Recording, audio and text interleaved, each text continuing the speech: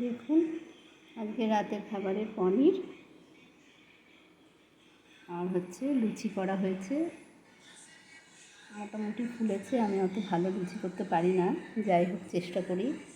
আর পনিরটা করেছি, পনিরে প্রথমে পনির বাজার থেকে আনার পরে পনিরটাকে একটু নুন দিয়ে গরম জলে একটুখানি ভাপিয়ে নিয়েছি।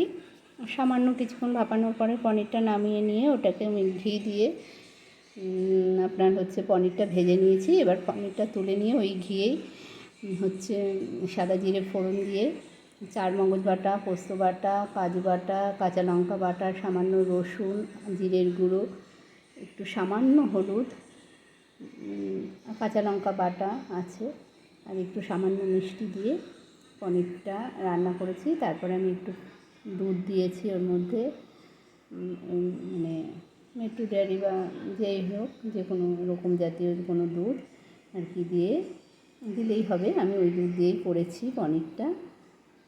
আপাতত মনে হয় খারাপ হয়নি, যাই হোক খেতে।